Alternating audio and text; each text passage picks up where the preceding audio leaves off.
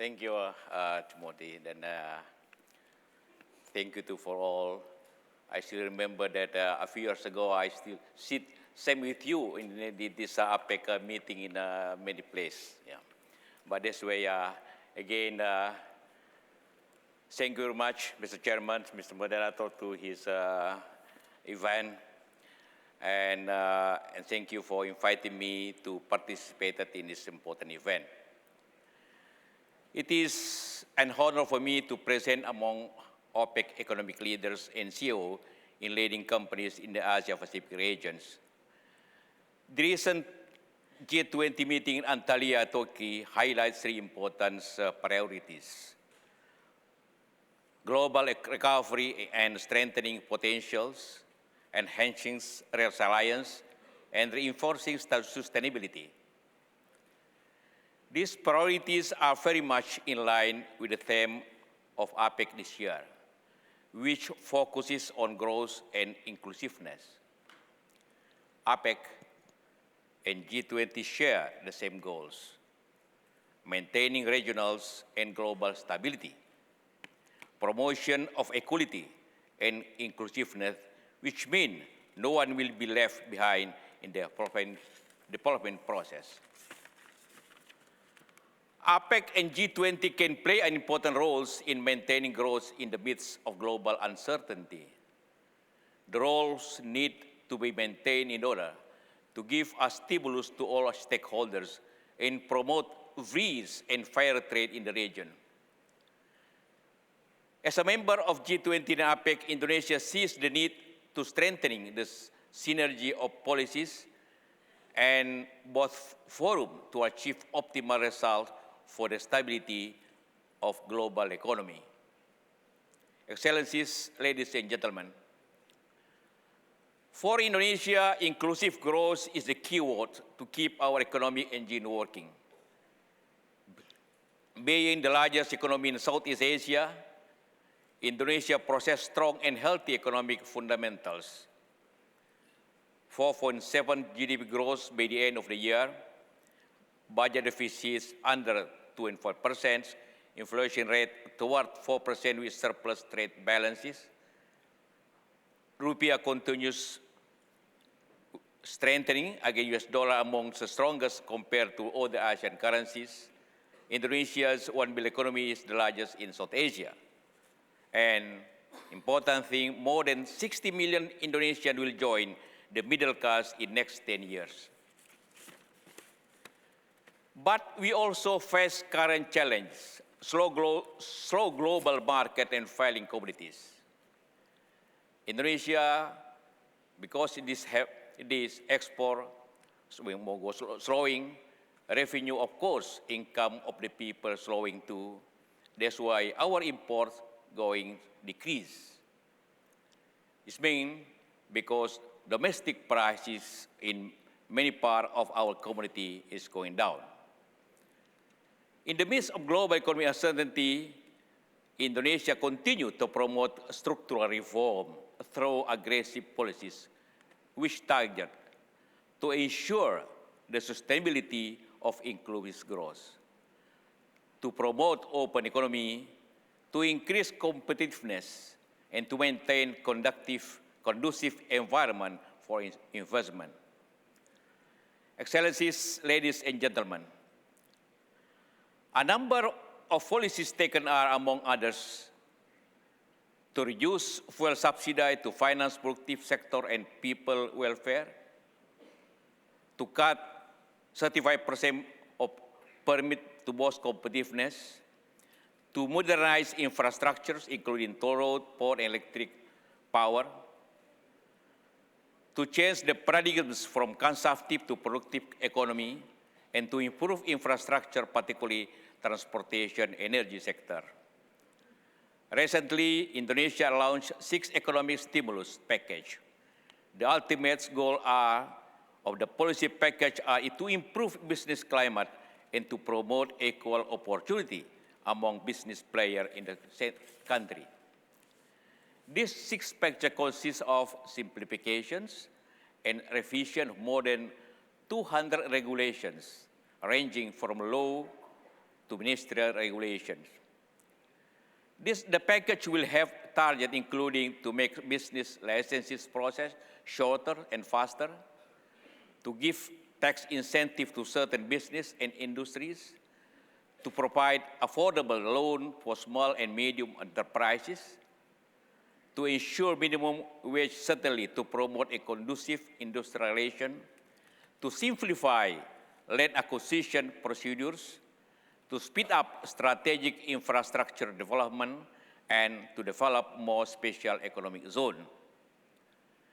We are sure that the above package will be able to stimulate business, competitiveness, enlarging domestic market, as well promoting more investment, both domestic and foreign. Excellencies, ladies and gentlemen, Indonesia with 250 million population is an important market for many countries. With strong human capital and large natural resources, Indonesia has the potential to play a role as global manufacturing base. We would like to strengthen our agricultural sector and at the same time to promote our manufacturing industry. The ultimate goal is twofold: to promote food security and to provide jobs for the people with manufacturing and industry. Indonesia has too much potential. In Java Islands, inhabited of 60% of Indonesian population, have strong potential for agriculture and manufacturing industry. Sumatra in the west is the western part of Indonesia, is a strong plantation energy base. In Kalimantan is the key producer of coals and plantation product. In eastern part, Indonesia is known for its plantation, fisheries, and other natural resources. We believe that strong collaboration between government and businessmen and investors is needed to realize those potential. Thank you for all of you that have enjoyed your investment in Indonesia, and you understand that the end of the year, starting the ASEAN Economic Community, is meaning the cooperation in competition between ASEAN. There are flow of goods, services, and peoples, and will be big market, 60 million peoples in the new market for ASEAN, for you and for any businessman in the ASEAN region. Indonesia will be more open for FDI, especially those that create a large employment and promote economic value added. Ladies and gentlemen, collaboration among nations is key for the global economy to make a turnaround. Indonesia government, with the support and the input from the Indonesian business community, has adjusted the rule of the game of doing business. Indonesia continues to open its economy to all businessmen and foreign investors, including from APEC economies, to participate in the development in Indonesia. In return, we hope that our colleagues from other countries will do the same. Thank you. Okay.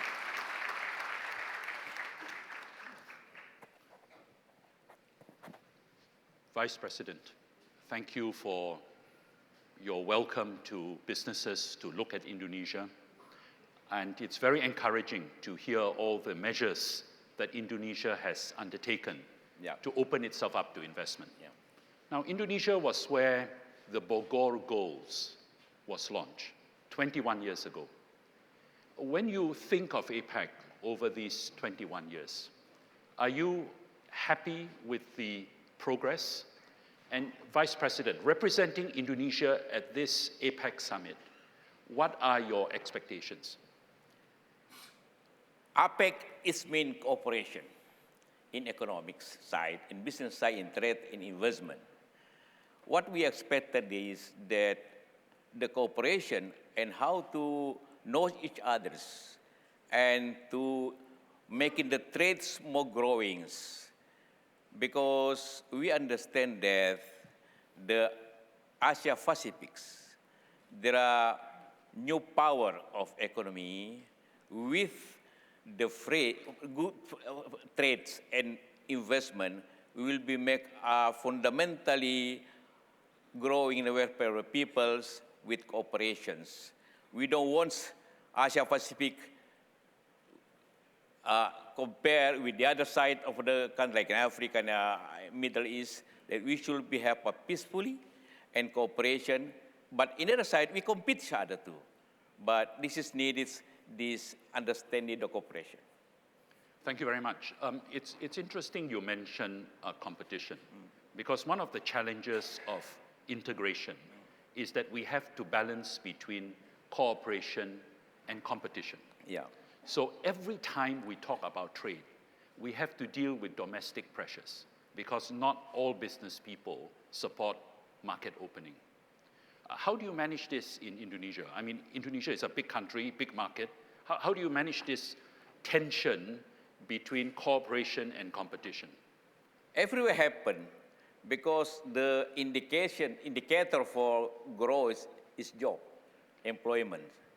When too much import is meaning the job will be problems for the countries. That's why we don't prevent the trades. We prevent the job for our peoples. There's sometimes dilemma for free trade, because if anybody too free or too not fair and problem of our job in any countries, I think this is especially in this situation volatiles that job very important, because job too is meaning purchasing power, job too is mean income and the others. This is social problem, political problems. This is not against the free trade, but we have prevent the job. But managing that politics can be a challenge. Yeah, yes. There are sometimes two problems in politics too, everywhere. Mr. Vice President, President Joko Widodo in Washington recently mentioned Indonesia's commitment to join the TPP, the Trans-Pacific Partnership. What does Indonesia expect to gain from joining the TPP? Yeah, we intend to do. That's why now we are studying very carefully the impact, positive and negative impact to join TPP. But as President Jokowi explained in Washington, is meaning we intend, then they are under considerations. What we expected is growing in our, of course, trade, business, and investment, and to more efficient trade within the countries in Asia Pacific. Thank you very much. I'm going to ask the Vice President one more question and then open it up to the floor. If you have a question, please raise your hand so I can see you, identify yourself and ask the question. Mr. Vice President, you entered politics after a successful career in business. Yeah. Has that helped you to look at politics differently? Is that an advantage in terms of understanding how to manage the intersection between economic cooperation and politics? Yeah, I'm 35 years in business, my family business. I now run my son. The difference in business politics, we are in business, importance in the objective. We usually say what our target, what our positive, what our sale, what our income. And procedure will be changed accordingly what we to achieve our objective or target. But in politics or in governments, importance in the procedures, the targets later on. But the importance in the procedure. No, don't make it procedure wrong, because you go into big problems in the procedure. This difference. But that's why I combining the targets and simplify the procedures. That's why I do it when I'm in government. So you are bringing the focus on targets into government? Yeah. Thank you very much. Are there questions, comments for the Vice President?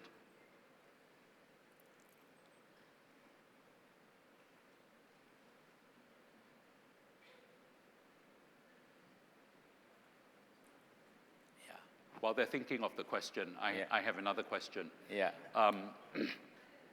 Mr. Vice President, we have in Asia the rise of China as an economic power and as a new major power in world affairs.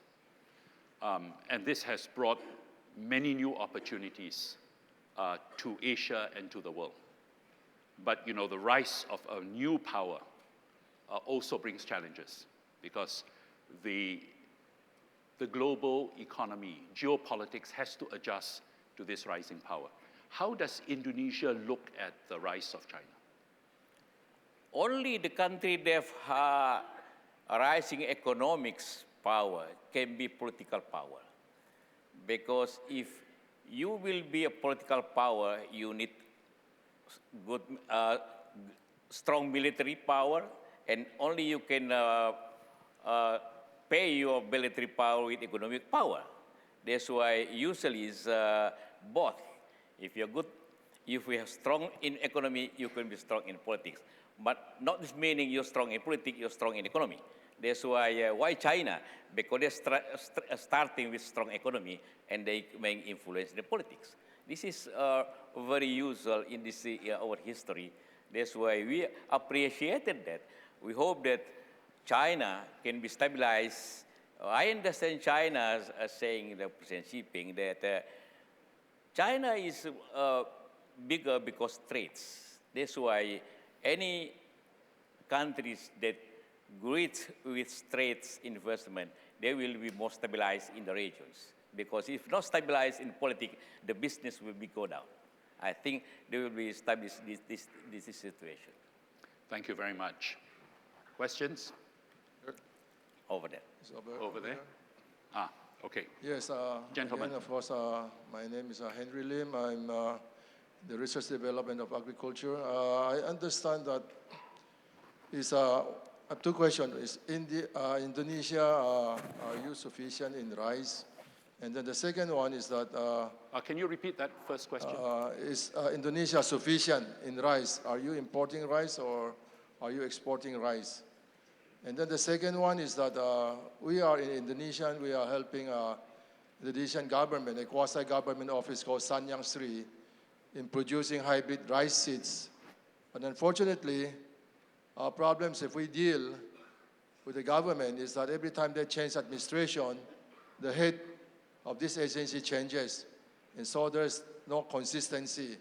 What I would like to ask is whether if the Indonesian government, the present government, is still encouraging Sanyang Sri in order for us to develop the hybrid rice market in Indonesia. Thank you. Thank you very much. Now, this is a very specific question on hybrid rice. Can we take another one or two questions before turning to the Vice President? Yes, the lady over there.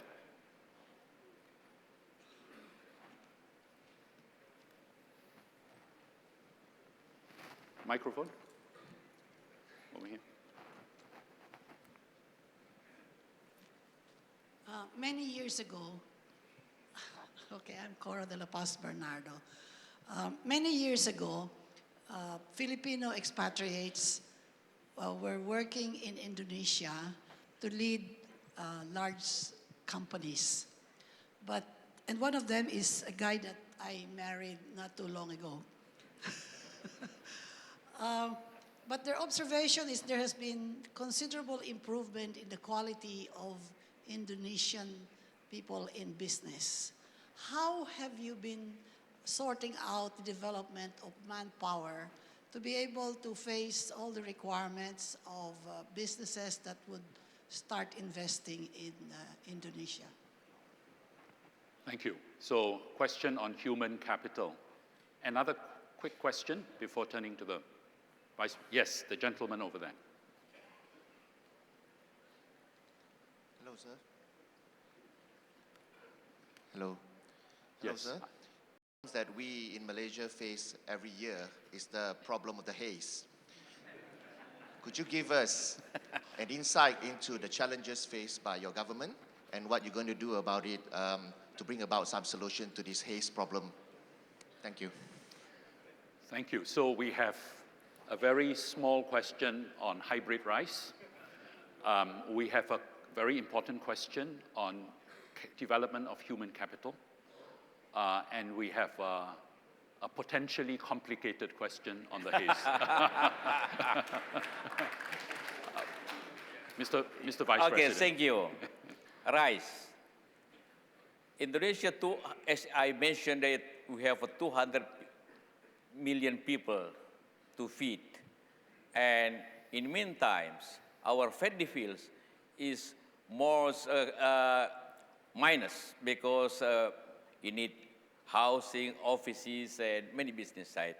That's why sometimes we need import of rice, especially this year because El Nino.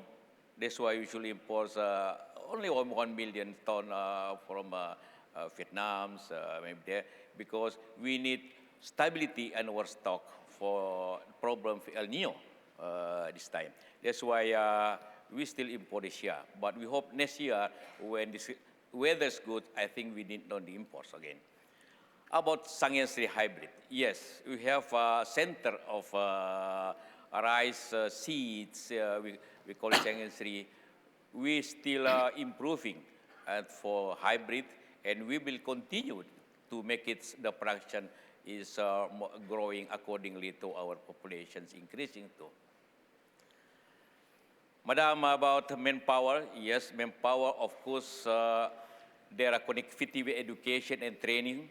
We have increasing the capacity of our training center education. In our constitution, there are law that 20% of our budget should be go to education. That's why education is one very big project of a country to make it our human capitals more importantly. And we hope that a new generation, especially new generation, will be more educated than before and more trained than before.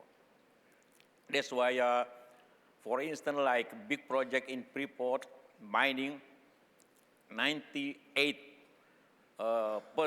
of all workers, 10,000 is all Indonesian. Only 2% for expatriate. This is, we can do it, this even big project. Has, yes, big problem, not especially for us. Excuse me.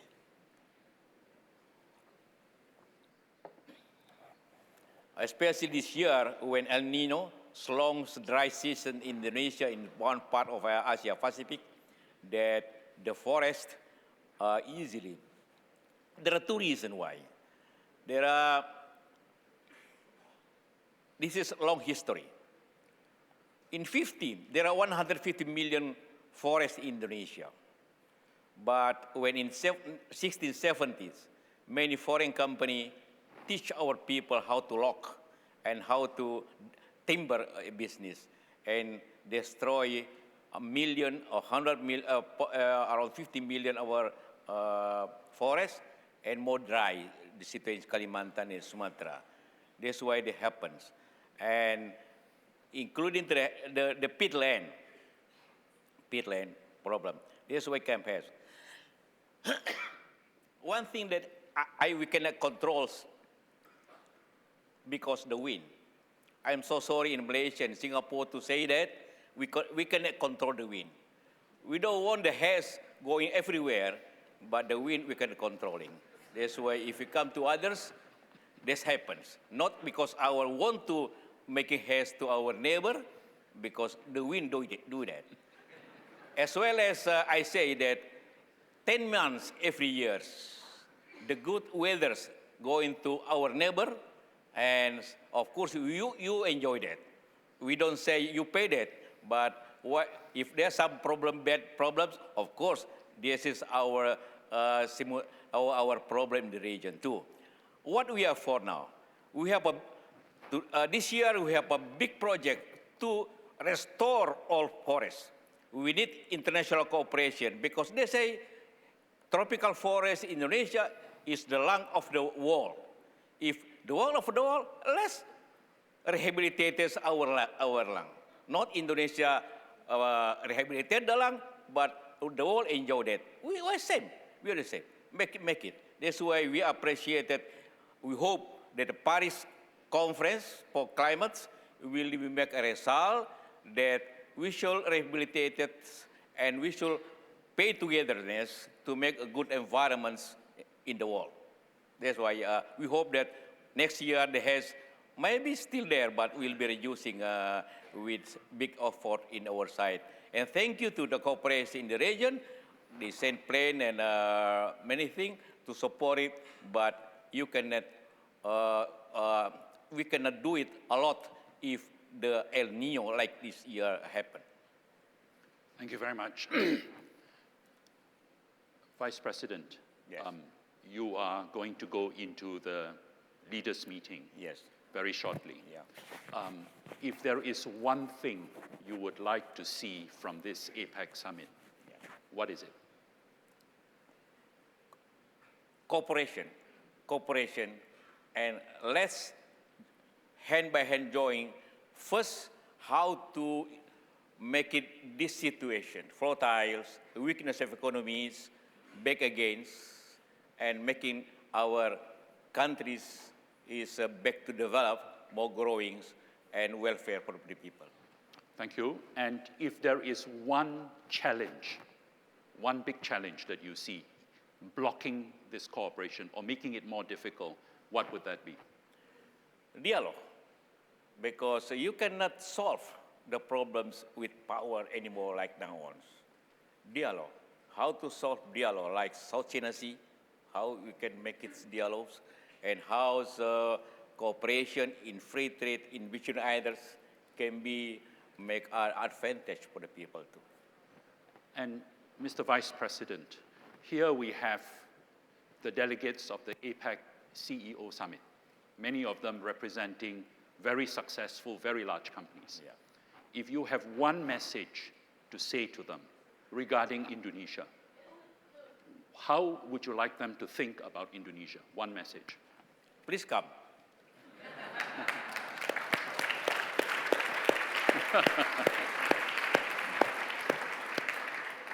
Ladies and gentlemen, please join me in thanking Vice President Yusuf Kala, who in his form has been direct and clear speaking. Thank you very much. And remember, please come.